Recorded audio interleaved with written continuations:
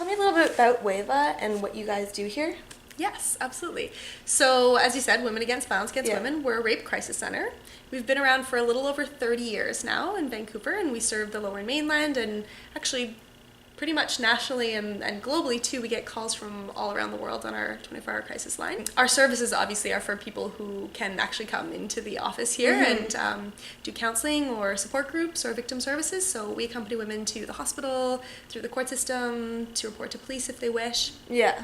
But with our crisis line, we're reachable to anyone. How do we remodel or remake the Canadian legal system to make it so it's more victim friendly? Because, you know, with John Ghomeshi, like that whole scandal that came up, a lot of people are asking these questions. And so do you have any ideas on how to make the system more victim friendly? Activism, shockingly, has been incredible in terms of shifting Canadian laws. So we now have affirmative consent laws, which means that it is incumbent upon the person who is seeking any kind of sexual activity to obtain an enthusiastic and ongoing yes, exactly. So that means that you can withdraw consent at any time, that you actually have to be of legal age to consent, that you can't be intoxicated to a point where you can't consent. Unfortunately, that's not necessarily how it plays out in our system. So in our policing institutions, in our social encounters, in the court systems, because we know that we're all impacted by living in a rape culture, full of rape myths, full of not believing women,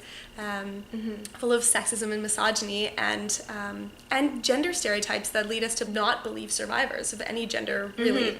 Exactly. And so it's really important that what we're doing now is to push for accountability from those systems, because we already have these laws. So we now need leadership, say, from the administrative levels at universities.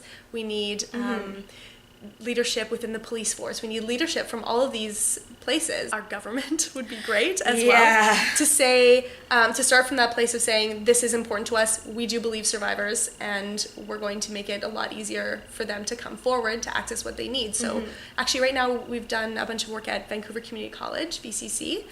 We did this project called Care About Gendered Violence. We talked with stakeholders at all levels, so students, staff, faculty, and asked them what they needed in order to feel like their needs would be met around sexualized violence. And we know that if somebody has experienced a horrible event like rape or sexual assault, that they might need some time away from class, that they might need to ensure that when they approach somebody at campus security that they're going to be met with belief and support and empathy, real, authentic, embodied empathy, you know, to say, I'm with you, let's get what you need right now. Exactly. You know, exams deferred, all of those things. You know, and for staff to feel like they can be safe on their own campus, in their workplaces as well, all that's really important. And so what we've seen is the leadership come forward and say, administration actually say, this is really important to us. We want people to think about a safe environment for students when they think about VCC. We'd really love to see that from UBC. We'd love to see that from other institutions. Unfortunately, it does fall to students often to advocate and push for those things, and it shouldn't. It should really come from our leadership.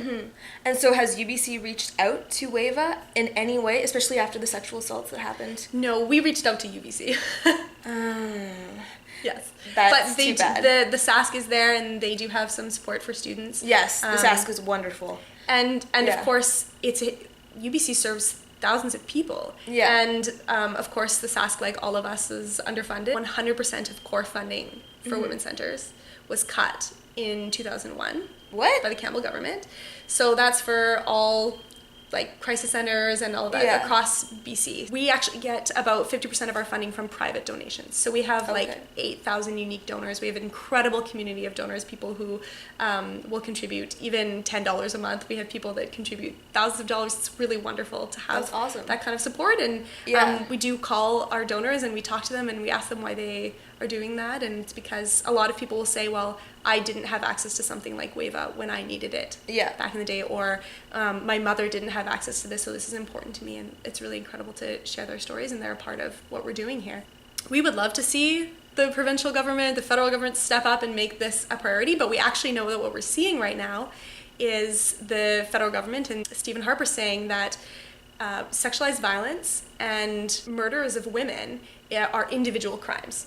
And so he's refusing to acknowledge that what's happening with the missing and murdered women, for instance, Aboriginal women, is not a sociological phenomenon, that there's no connections whatsoever in terms of racism, white supremacy, colonization, misogyny, at the intersections of those things, and poverty. It's really difficult because that's the climate that we're in. Even if our PR for Canada, if Canadians see themselves as a place that does care about women, that does care about sexual assault, that we are appalled by these things happening in our communities, that we do care about it, First Nations people, what's happening on the ground is different. So we really need people to be stepping up and forming groups like the Feminist Club at UBC. I'm so excited to hear about that. Why wasn't that there when I was a student? So fantastic whenever people are willing to step up and say what's important to them. For First Nations women, have you worked a lot with First Nations groups? WAVAW has always worked alongside First Nations women. Okay. First Nations women are on staff here. They're in our volunteer program and in our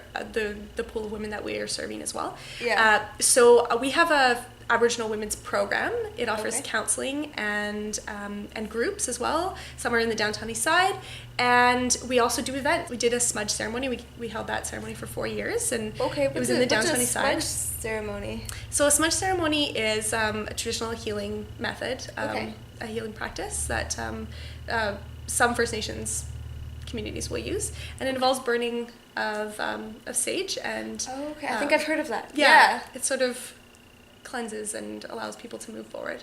Of course, as white passing settler, it's difficult for me to be somebody who can explain those teachings, but if people do want more information about that, they can contact our Aboriginal Outreach Program. So we did a smudge ceremony that covered the entire downtown east side. It was intended to really draw attention to all the missing and murdered women, and to demand for justice for Aboriginal women. And we did that for 4 years, and so many people came out. It was really quite incredible to see these giant barrels full of the smoke going up, and it was really powerful. We're also holding a round dance, which is a Cree ceremony, and it's specifically to support the youth in the community to come forward and take on leadership roles, and so we do that. We're going to do that in the new year. I think we're going into our 3rd year of that. What are some things that just people in general can do to help destroy rape culture and help victims of sexual assaults and just bring awareness to these issues and decrease the amount of sexual assaults that happen in general? That is the best question. We just did so many media interviews after the Jian Gomeshi story, and so many questions. We were asked so many times, why don't women come forward? Why don't women report? But it's great to be asked a question about what can we do about this, because this is everyone's problem. Exactly. We know that Indigenous women and women of color and women living with poverty and disabilities and trans women are targeted unfairly for sexualized violence, but we also know that all women live in a rape culture and that this impacts all of our lives, so that is really huge, and it is up to all of us to care about this. We also know that men experience violence, boys in particular. We need to all care. We need to decide that we all care about sexualized violence, not just because it might have touched our daughter or a friend. We need to care about all women. We need to care about all people. We need to think about how it is that we learn to value each other in the world, or not value each other, how we learn to objectify women, and how we learn to dehumanize people to the point where we can do violence to them. So it's really important to reflect first, look at ourselves. We need to decide that we're going to hold the systems that purport to represent us accountable for what they do. So that means our government, that means our institutions like policing and our universities and our schools. And people have always done brilliant, creative, incredible things to resist and speak back. We know that young people in high schools, for instance, putting up posters that call out the principal or the administration for telling girls that they can't wear shorts or tights because it distracts the boys, and naming that as rape culture. We can hold our media responsible That's really, really important. Yes. We have a page on our website that's called What Men and Boys Can Do, which we get asked a bunch. So there's stuff there. There's really great campaigns that men can get involved with. That's and awesome. A lot of stuff that they can, read and just reflect on for themselves and find out how to reach out to other men to hold them accountable and not use shame, because shame is something that never really moves us forward. Yeah, exactly. And as we know, particularly for survivors of sexualized violence, shame is something that actually can make things can worse. kill us. Yeah, people can come out to marches and protests and rallies if they feel comfortable doing so. They can get involved with an organization like yours or ours. We offer an 11-week training program for free. Okay. It's 2 nights a week on Tuesdays and Thursdays, and we cover feminist support skills, and the rest are anti-oppression workshops, so that we have a really good, solid foundation and understanding of all of the barriers that women face, and as much as possible, and an understanding of how those intersections of oppression can contribute to somebody's experience of violence. Wow. That sounds wonderful. It is. Go on our website, wava.ca/volunteer, and see our different volunteer opportunities for crisis line or outreach or helping out in the office.